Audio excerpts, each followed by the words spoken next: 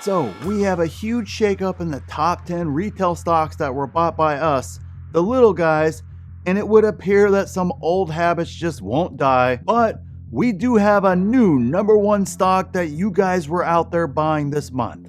So let's discuss both the good and the bad stocks from a long-term buy and hold investor's perspective. Just make sure you like the video if you like getting the truth without the hype, because that is exactly what you're going to get today, guys. All right, so just keep in mind, this is not my list. This is not Luke's top 10 list. I have nothing to do with this list outside of the fact I'm one of the retail investors that are out there buying stocks, and these are the stocks that all of us as a whole have been buying, basically 10 all the way down to number one. These are the stocks that we've been buying here. Some of them, I can see exactly why we're buying. Some of the other ones, I don't know what the heck we're thinking, but that's okay. Let's talk about each one. I'll give you my opinion on each. And if you want to see the list of all the stocks that are on my watch list, complete with price targets, make sure you check out the pinned comment down there where the earnings flash sale ends soon, where you get direct access to that list on my buy and sell alerts, free courses, free coaching, so much. We'll talk about it here at the end, but let's jump into the list with number 10. And that stock would be Disney. A very clear turnaround play here, and it's one, it's been on the list for a while, and it's one I'm always shocked that's kind of on there. I understood at first, maybe kind of, especially when it dipped way down in the 70s, why some folks were buying it now, but it's we're up over $100 now, easily up over $100 now, approaching a new high. And when I look at the turnaround that needs to happen at Disney, we're kind of in the first inning of that. So we've got a long way to go here, but yet it's making the top 10 retail stocks that we're buying here. And think about this for just a second. Other incredible stocks never made this list until they went on a big run. And even stocks like SoFi, some of our favorites right now, well, we'll wait and see if it's on the list. But again, it's riding at all-time highs. And why wasn't it on our list back when it was $4, $5, $6, $7, $8, $10, whatever the case is? I don't know. So this one's always kind of baffled me from that perspective. I'm just not real sure what the play is here long-term. I bought some shares from my dividend portfolio there. I bought them way down in the 70s, just kind of as a little bit of a arbitrage there. Obviously, those have returned very well, but I haven't bought it in a while. And I don't know why we continue to buy this stock as much as we are. So I don't know. Maybe you guys can comment down below. Let me know what we're thinking there. So stock number 9 is Meta. All right. Well, this one actually fell in the list this time around, down to number 9 there, almost out of the top 10. I don't know why. Great company, incredible earnings. And oh, by the way, guys, we're just at the beginning of, I think, what is going to be a huge, huge profit explosion, revenue explosion there for Meta. Obviously, they're going to spend a lot of it chasing all the AI plays and everything else, but they print that much money. The earnings was amazing. Guidance was amazing. Again, if you don't like Zuckerberg, I totally understand, but hey, I can't say the guy is not running an incredible business. And I kind of was a little bit shocked to see this one fall, as opposed to gaining more momentum, because it's a great company. We just had incredible earnings, and you can see there's so much more run to go in this stock, but yet we're kind of, shunning it per se, not shunning it completely, obviously, but definitely moved on the list. And some other stocks like our next one moved up the list, which I couldn't believe it. So let's talk about that stock next. And that stock would be GameStop. I don't know, guys, that I just can throw my hands up. That's all I have at this stage. I don't get it. It's not even the hot squeeze, gamma, mega, whatever the heck people think is going to happen out there. It's not even the stock people are going to for that. People are running to other stocks now in order to try to create those type of scenarios. So I have no idea why we're continuing to pour money into a stock that's not going anywhere. I'm sorry. If you're trying to tell me that they got a lot of cash and they got rid of all their debt, yeah, they did it by issuing debt and a bunch of other things of that nature. All things that dying companies do, not companies that are highly profitable do. This is where understanding financials is so important, instead of just spewing out whatever the heck social media garbage is out there as to why this is a great stock. No, I need actual tangible data. Not, oh, well, they got rid of all their debt. Okay, so how did they get rid of it? That's what matters. They didn't pay it off because they had massive profits. That's not how they did it. I'm sorry. Same exact thing with cash piles and other things of that nature. It is not how that works at all. Tell me what revenue is doing year over year, quarter over quarter. Tell me what EPS is doing year over year and quarter over quarter. Tell me what all those different metrics like that are doing if you take away all the little shenanigans that they're doing there. Now, and I understand not everybody understands accounting, but some of this stuff is very, very easy to just see declining business. That's the bottom line.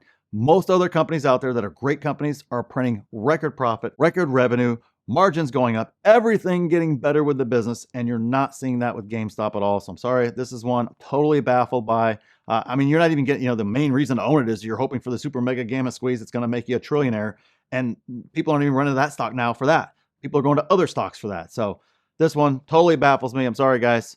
Not one I understand at all. Definitely not one I'm going to buy. So stock number 7 is Palantir. Now this one, I kind of view this as a good and a bad. You guys know I love Palantir, been buying that stock since it was down in the $6 range. Great company, bought shares last year actually, so everybody's saying I'm bearish or anything else of that nature. Like, guys, I don't know. I bought shares, you know, every year except for this year, and somehow now I'm bearish. It just doesn't make any sense at this stage. But of course, this stock couldn't even crack this list until it went on to an incredible run. It wasn't in the top 10 list this time last year. It wasn't on any of the lists last year. We kind of wanted nothing to do with it back then. Now all of a sudden it's riding at all-time highs, and it's actually moving up the list. It's actually, you know, getting closer and closer to the top there as it continues to run up. This is why a lot of times I know we get frustrated as retail. Why do people say we always buy high and sell low and things of that nature? Well, this is one of the reasons why. We weren't all over this stock back last year when it was way undervalued. It wasn't even near the list, wasn't even sniffing the list. Now all of a sudden it gets overvalued, is, you know, basically the hottest play in the stock market. Now we all want to pile into it now. Not saying it's not a great company, not saying I don't think it won't do great things in the future. Of course, the earnings were incredible. Those of you guys that were in my group there, we live streamed it. It was great. Alex wore a crisp white t-shirt. I mean, you couldn't ask for any better. I'm not saying it's necessarily a bad stock to own, but that's kind of one of the things that kind of are dynamic as retail there. We're kind of late to the show in a lot of cases. Obviously, a lot of you guys here on this channel and a lot of you guys that follow a lot of the other channels that are similar, you guys were all over Palantir, but this right here is the retail as a whole. They're just now catching on to Palantir, and of course they are piling in. So I would not be surprised to see them move up this list next month as well, because man, it is all the rage. It is all over everywhere. Everybody wants to jump into Palantir right now. So stock number 6 is Microsoft, another company that just had a great earnings call. You know, hey, I got nothing but good things to say about Microsoft. They're clearly doing well. Obviously, they're staying at the forefront of the AI race, which everybody seems to be all the rage right now. So this one right here makes total sense to me. You play it a lot of different ways. You can play it as somewhat of a growth play. Obviously, they spit off a little bit of a dividend as well. Great company overall. Totally understand why the stock's on the list, why it stays on the list. So, hey, you guys were all over it on this. Great job out there. Great stock, great company to own. So stock number 5 is Ford. Yep, just like GameStop, pretty much rinse, repeat. Don't understand it. Don't see a turnaround in this business. Obviously, interest rates coming down are going to help Ford some. I would agree there completely, but obviously, you know, kind of depending upon what narrative you listen to there, tariffs are obviously hurting their business as well and could potentially hurt their business in the future with materials and everything else. So there's a lot of flux there. So it's really difficult to gauge where that business is going to be at, you know, a year or two from now. Normally, you would just say, hey, rate cut's good. You know, auto business cyclical, but we have this whole tariff thing that's going on right now. So you can't really make nearly as good of a business case for it as well. I've never understood the fact of owning Ford to begin with. A lot of you guys have commented down below. Some folks like the dividend, which to me, there's better dividend stocks out there. A lot of other folks believe in a turnaround story. A lot of folks just believe, hey, it's Ford. I want to own Ford. It's the best American car company out there. I don't know, guys. To me, it's just one of those. I don't see anything from a financial perspective. You know, their balance sheet doesn't really look all that great either. Just not a whole lot of reasons for me to own this stock. I believe there's a lot better choices out there. So I appreciate you guys helping me out with that one, but I still don't, again, how the heck is it still riding this high on the list? I have no idea who's out there buying the stock. I have no clue. Anyways, Ford, definitely a stock I'm not even looking at buying. Stock number 4 is Amazon. Guys, I know Wall Street didn't like their earnings. This is why we ignore Wall Street all the time. They're just dumb. Even a lot of the narratives around it were just dumb. Everything about it was just silly. This company is incredible. They're doing things in the background. They clearly are dominating in a lot of different areas there. And oh, by the way, they're doing a lot of things in the background that are going to come up and be huge profit centers for them in the future there. And we're not even really seeing the impact to the bottom line yet of those ventures. So absolutely understand why Amazon's on here. Love seeing it. Hey, Wall Street wants to beat it down. I'm right there with you guys. I'll be right out there buying it too. So great job there all the way around. Incredible company. And hey, I hope Wall Street continues to get dumped so we can buy up more shares and move the stock hopefully up the list. So stock number 3 is Apple. You guys know it's my favorite stock, but hey, they haven't really done all that well. Although the numbers were better than expected. You know, we're still not seeing the growth rates that we think we can get out of Apple here. Obviously, we'll see how, obviously the effects of the tariffs and the deals they're cutting with the administration and everything else of that nature. We'll see exactly how all that falls out. I don't really want to make a judgment on it right here. We'll wait and see how it all actually lays out, what exactly the plan is, and of course, what the impacts are on earnings in the coming quarters, in the coming years. They're still highly profitable, still obviously growing, not as incredible as before. If you really paid attention there, you actually saw services is really where they're seeing their growth, which is a higher margin business for them.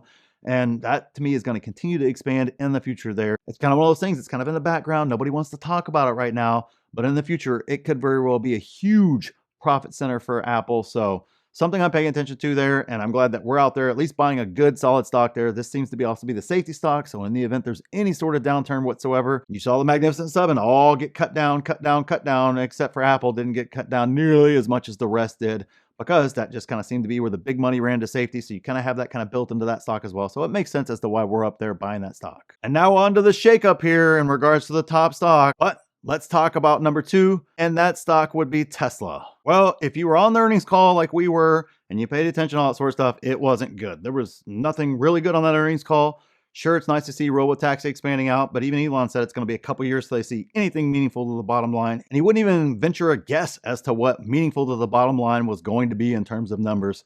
So there's really not a lot in the short term to really push this stock. I don't really know where we're piling into it either, because it's not like we got a giant dip in it or something of that nature. Sure, if it was down under $200, we're sitting at 180, okay. Might very well make sense to, we got a more reasonable valuation mixed in with, hey, I'm going to take a long-term flyer on some of these things working out in the future. And I understand all the Tesla bulls are going to be down there going nuts in the comment section like they always do. Hey, I got it, guys. 20 trillion's coming next week. Does it make everybody happy there? 20 trillion next week. That's my guess. But back to reality in the real world here. It was not a great earnings call. If we got a dip after the earnings call, I could see a good reason why this one right here was sitting near the top, but we didn't. So again, it's one of these deals to where I think retail, we may be buying into a lot of the hype instead of actually looking at the fundamentals, which we know exactly where that gets us, especially with this stock. And trust me, all the arguments that all the Tesla bulls you'll read in my comment section there, same exact thing people were saying in 2021 whenever it was at $400+ saying, you got to buy it, you got to buy it, you got to buy it. And I was busy saying, I don't know, at this valuation, it's super stretched. They may have pulled a lot of years forward into the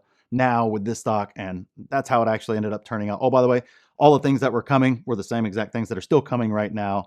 I don't know. It's just kind of one of those deals. It's Tesla. It is what it is. It's definitely a retail favorite regardless. Definitely divisive, regardless of where you are on any sort of spectrum. It's just one of those stocks. It is what it is. We're buying it up in mass. So it's at number 2. It was number 1 last month, but it was supplanted by this stock, and that would be Nvidia. Now, this stock did go on a little bit of a dip there, and it makes sense. Hey, it's a great company. Incredible future. I don't know who the heck's stopping it. Obviously, I know AMD is definitely picking up steam there, but they need more GPUs out there, period, than anybody can really provide. So until that all stops, the Nvidia train is just going to continue running right along. Makes perfect sense why we were out there buying the dip as retail investors. So this one makes perfect sense to me. And if you want to see that list of all the stocks that I'm targeting right now, complete with price targets, and you want your free courses, your free coaching, be able to talk to me and learn how to do evaluation, jump on our Q&As. Guys, there's so much involved in the group. Check out the pinned comment down there. Yes, we do have the earnings flash sale going on right now. It is ending very soon. That's the spot where you get all that. We have live events. We have so much going on, guys. Just check out the pinned comment, see everything that you get with a membership, and see if it's right for you. And click this video here if you want to see exactly what I'm buying in this market. And click here to see my exact plan for this market. So thanks for watching, and we'll see you in the next one.